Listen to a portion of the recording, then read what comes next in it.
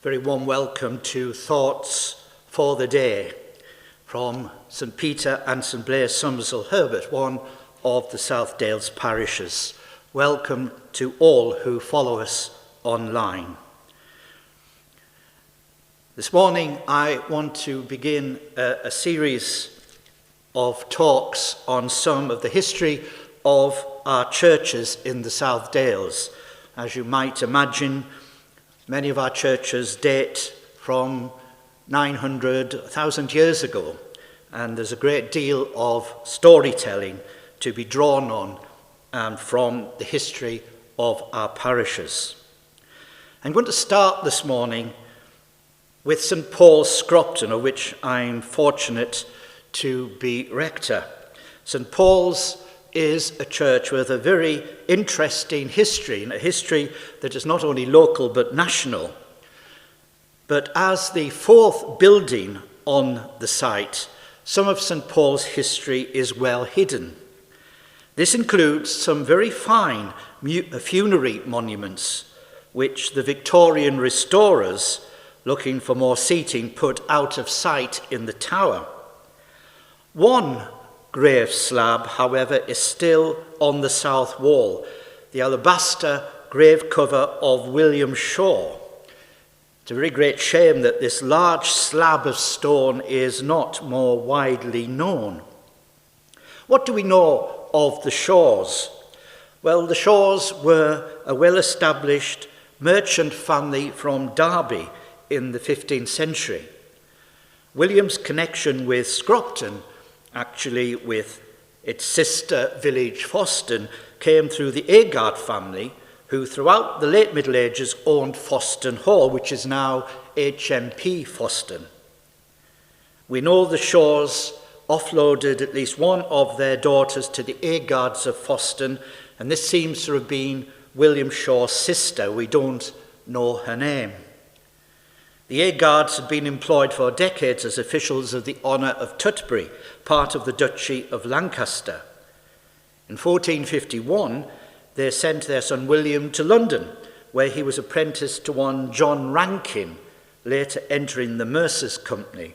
Shaw prospered as a mercer and a merchant adventurer throughout the late 15th century. But it is through his marriage that William Shaw is best known to history. In 1468, William struck a deal with one John Lambert, a fellow mercer, that acquired for him a bride. The bride was Lambert's only daughter Elizabeth, or sometimes, as she is known, Jane. She is later to be immortalised sympathetically, it has to be said, by Thomas More as the merriest of Edward IV's mistresses. Elizabeth, or Jane, was very well educated, and so handsome, More tells us, that she was known as the Rose of London. Writing when Shaw was elderly, Sir Thomas More reports that Elizabeth was fair of body, though not tall, attractive to men, literate, merry, and playful. Elizabeth Shaw, as she became, was 15 years old when she married William, who was then in his mid-30s, and this age difference is by no means unusual at the time. And on paper, it was a good match for them both. For Elizabeth, it brought her family not inconsiderable wealth and connection. It made her a woman of means and extended her family's economic and political influence into the English Midlands. The Shaws were always loyal Yorkists and unusually close to the Yorkist regime. And economically, the marriage strengthened their trade connections in the capital and in the southeast, where the Shaws, William Shaw in particular, did a lot of business. The Lamberts and the Shaws together were what today would be called up and coming in the 1470s and 1480s. Yet William and Elizabeth Shaw failed to get on in one vitally important way. William was totally uninterested in sex. Elizabeth had lived with Shaw for 3 years and was eager to start a family. And the first news we get of any trouble in the marriage is in November 1474, when Elizabeth first petitioned for annulment to the Bishop of London in the Court of Arches. But unfortunately, her case kept hitting the buffers. It did eventually make its way to Rome. Now, someone of Elizabeth's station could hardly expect to pay the prohibitive costs involved in taking a case to Rome. But she did evidently find the money, possibly from King Edward IV himself.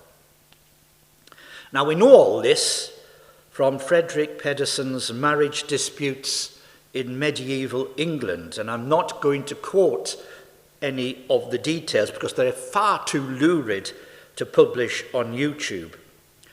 This account in Pedersen's Marriage Disputes leaves absolutely nothing to the imagination. But put briefly and modestly, to ascertain if there were any grounds for an annulment, a commission of no doubt experienced young women was appointed who attempted to establish Shaw's ability to achieve the required physical state to consummate his marriage. It was a test that William Shaw clearly failed, because the marriage to Elizabeth Lambert was finally annulled by Pope Sixtus IV on the 1st of March 1476. Having been formally and legally declared impotent, William Shaw was banned from any subsequent attempt to remarry, though perhaps he didn't mind that so much, for it seems likely that his romantic interests lay with members of his own sex. A very peculiar marriage indeed. But one might wonder, what happened to Elizabeth Lambert and William Shaw following the annulment of their union? Well, we know a lot about both of them in very great detail. William Shaw continued to be a loyal supporter of the Yorkist regime and of Edward IV in particular. He turns up time and time again conducting business in East Anglia out of Ipswich and Kings Lynn and Lowestoft, mainly, it seems, as an importer and exporter of wine.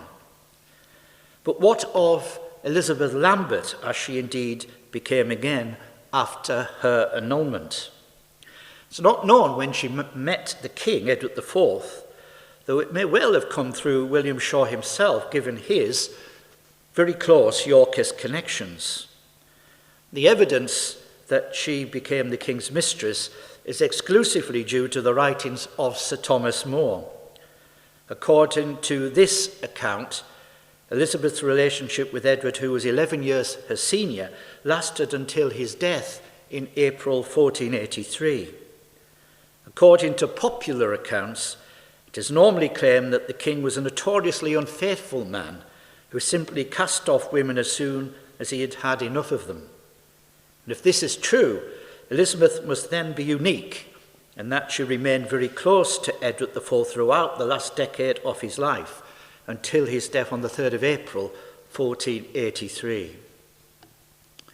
With his death, however, life took a downward turn for Mistress Lambert. The evidence suggests that she was briefly imprisoned in the Tower of London in the summer of 1483, and this timing is surely not a coincidence.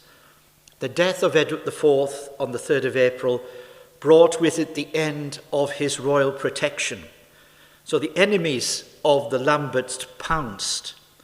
The Great Chronicle of London tells us that Elizabeth was imprisoned as a common harlot shortly after Richard III's coronation on the 6th of July, 1483. Was Elizabeth Lambert politically involved far too closely with the Edward IV Woodville circle? It was, of course, to be expected that the new king, Richard III, would want to distance himself from his brother's regime and to draw upon the reputation of a more morally upright king, such as the saintly Henry VI.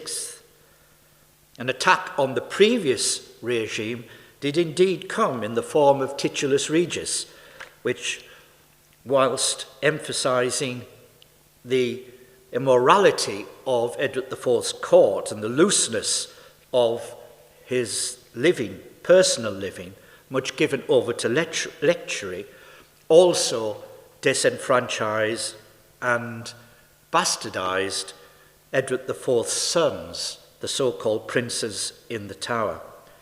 So the imprisonment of Elizabeth Lambert as a common prostitute seems to be part of this political reaction to the late king's regime. She was, however, eventually released on the order of Richard III, who gave her into her father's custody, pending an inquiry as to whether she could lawfully marry the King's Solicitor General, Thomas Lynham, who was in love with her. The wedding did, in fact, take place late in 1483 when the King was back in London. It seems that King Richard III must have been a guest. There is some reason to think that Lambert and Lynham were already acquainted, as were their families, part of this tight mercantile group in the city of London.